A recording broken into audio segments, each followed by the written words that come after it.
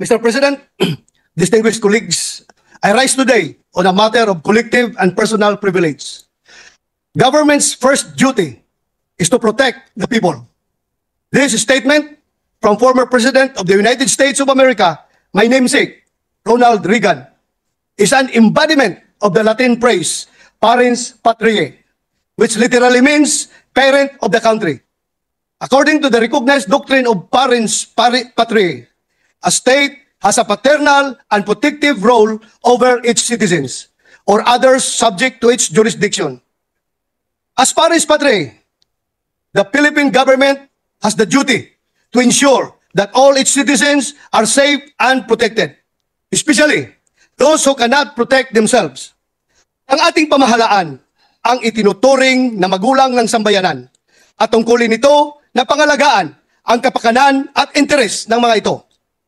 Kabilang narito ang pagtitiyak na ang ating bansa, ang ating tahanan ay ligtas mula sa kung sino mang magtatangka na manghimasok. We are a sovereign nation.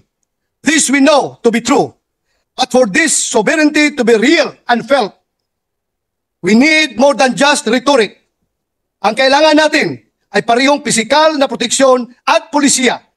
Yan ang inaasahan natin mula sa ating pamahalaan. Ngunit, hindi lamang sa literal na trespassing dapat maging mapagbantay. May tinatawag din na sphere of influence. Yung ibang mga lahi na may pagtingin na sila ang higit na nakaalam kung ano ang makabubuti para sa atin. Na sila ang may kapangyarihan na magdesisyon. Na sila ang Diyos. Noting that membership in the International Criminal Court is detrimental to the national sovereignty and safety of the Filipino, the Philippines submitted its notice of withdrawal from the International Criminal Court to the United Nations on March 16, 2018. The day after, the United Nations received the formal notification from the Philippine government, thereby making the withdrawal effective. Regardless of the withdrawal from the ICC, the Supreme Court, in the case of Senator Francis Kiko Pangilinan et al. Versus Alan Peter Cayetano et al., declared that in any case, despite the withdrawal, this court finds no lesser protection of human rights within our system of laws. Neither do we agree with petitioners' implied statements that without the treaty, the judiciary will not be able to fulfill its mandate to protect human rights. As such, the citizens remain protected even without the ICC.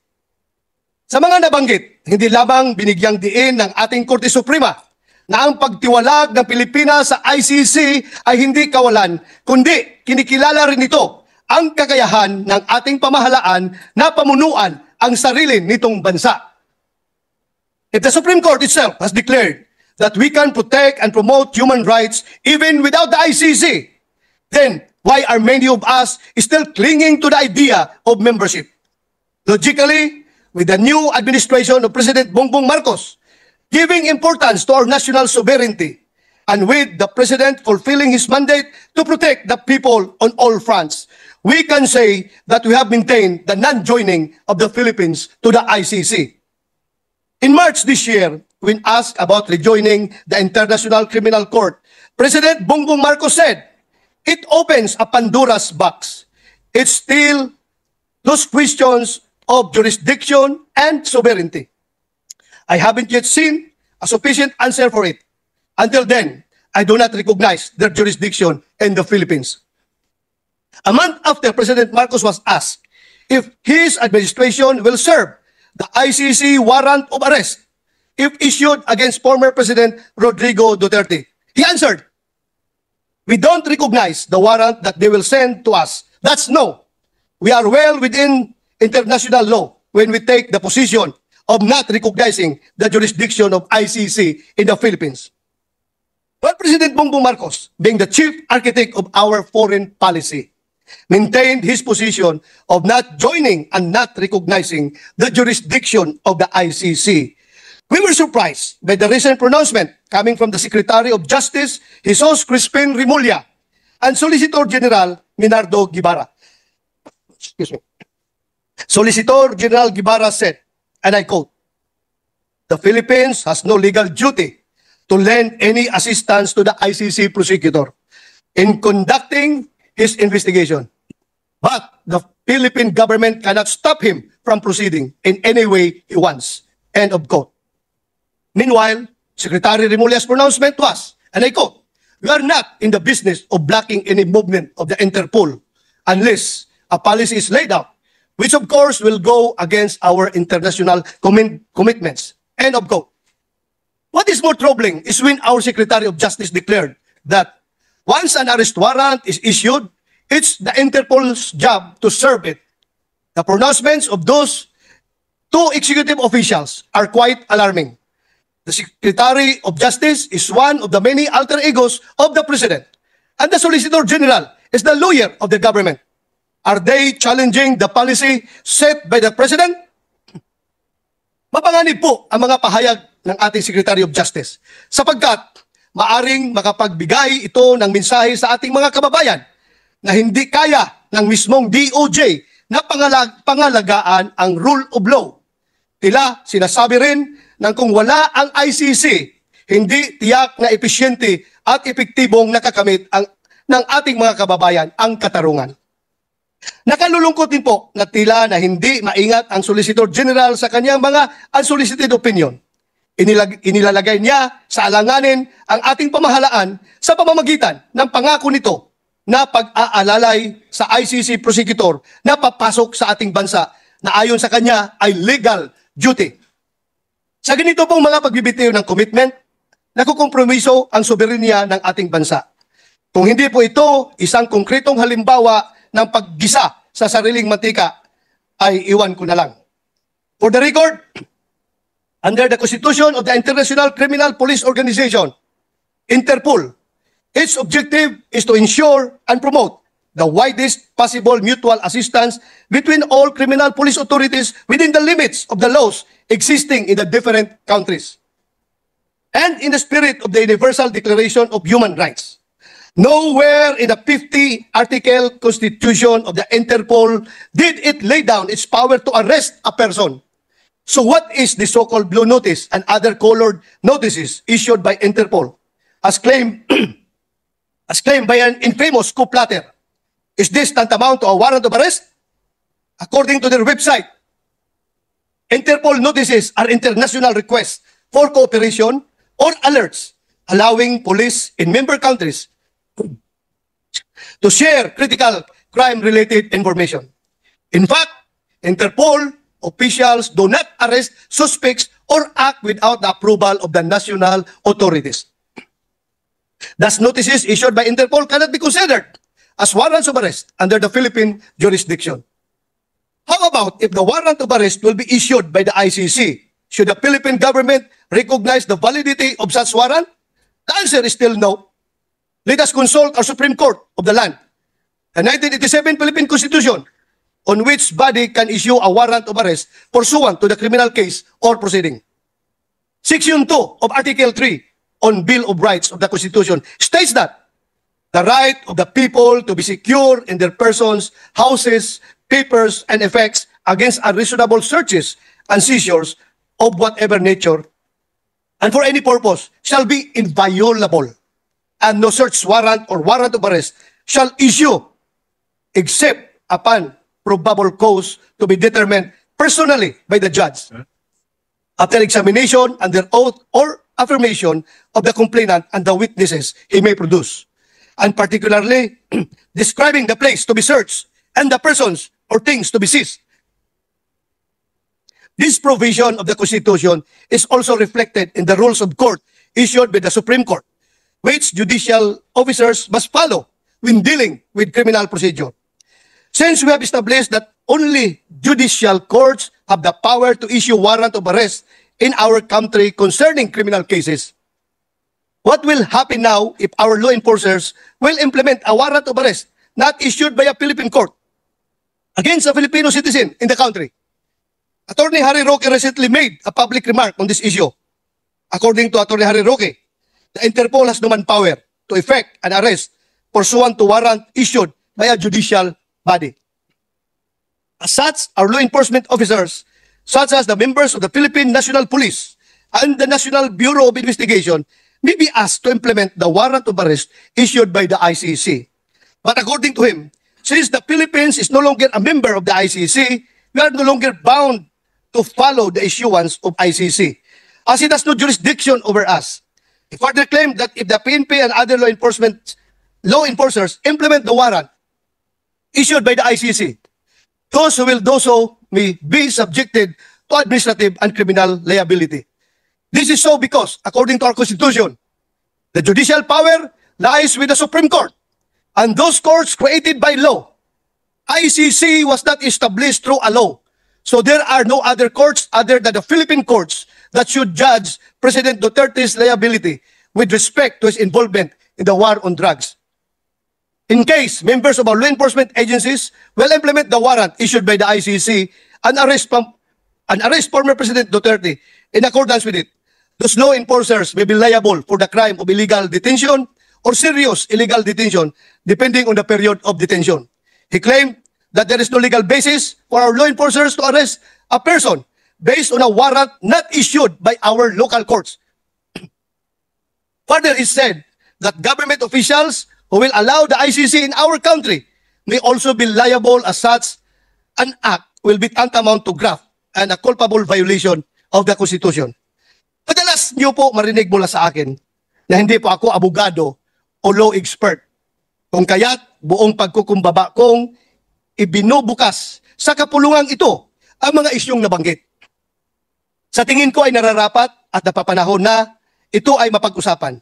Dahil maaari itong maging precedent o batayan na mga maaari pang mangyari na kahalintulad nito sa mga susunod na panahon.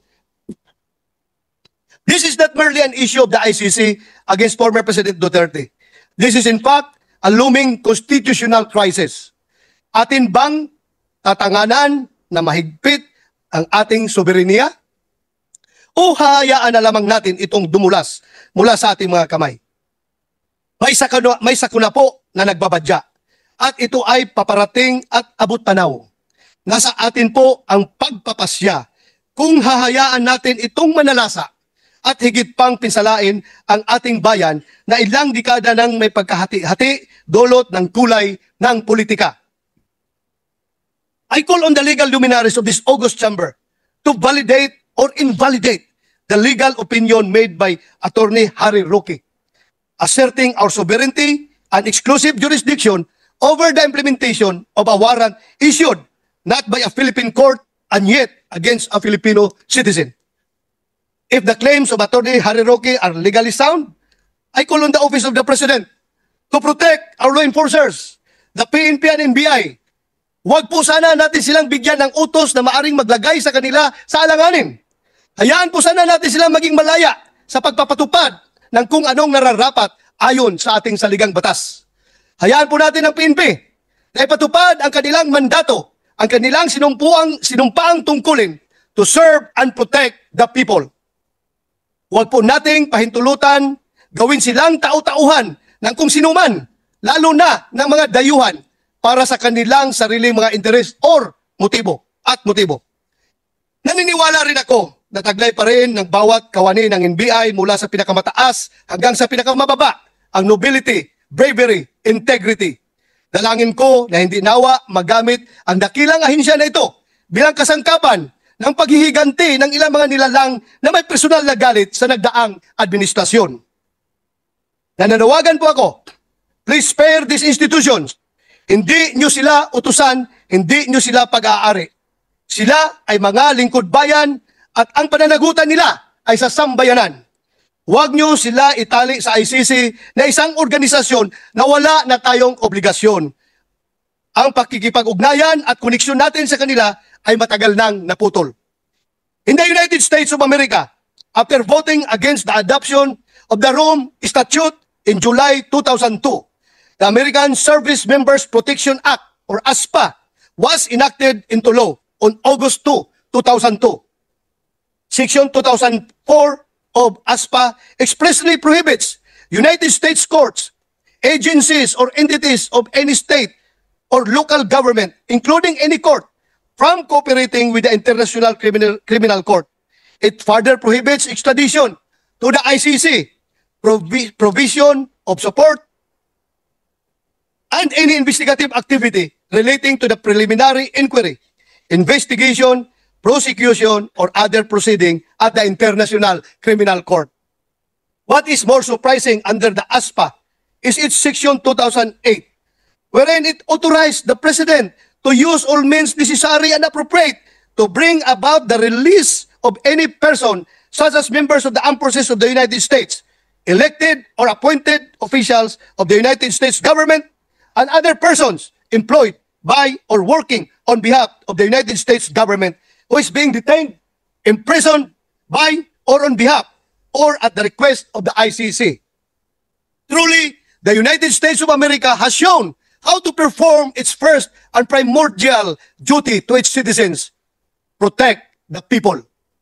Before anything else, I wish to thank this august body for the consistent show of support for the administration of former President Duterte, proof of which is the sufficient annual budget for his priority programs, including the PNP's War on Drugs. Daghang salamat. At this point, I would like to ask the members of this same august body, where do you stand in protecting our citizens? Would you be willing to enact a Philippine version of the American Service Members Protection Act to protect our citizens and our national sovereignty against those encroaching international bodies? President Rodrigo Duterte and I are not afraid to face prosecution, even persecution. But let it be done by our own people, by Philippine courts. The Philippine Rules of Procedure. Ang pananagutan namin ay sa ating mga kababayan at hindi sa mga dayuhan. President Manuel L. Quezon once said that he would rather have a country run like hell by Filipinos. Gaano nga namang kasama ang tingin natin sa ating pamahalaan, ang mahalaga ay tayong mga Pilipino ang namumuno nito. After all, no matter how hellish it may feel, our sovereignty remains true. And in the name of that sovereignty, we can also change our destiny. Let us not sit back and watch others do it for us. Yun na siguro ang tunay na impyerno. I wish to end the way I began, with a call to protect our people. Everything else, a warrant of arrest, the ICC's jurisdiction, our refusal to offer cooperation, is simply an offshoot of that primordial question. When the dust settles, will we be siding with the ones who threaten our nationhood?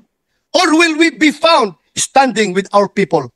As for me, I hope, I trust that the Office of the President and the entire Executive Department, including the Department of Justice, the PNP, the NBI, as well as the Legislative Department, especially the Senate, will choose to protect our people. Maraming salamat po, Mr. President.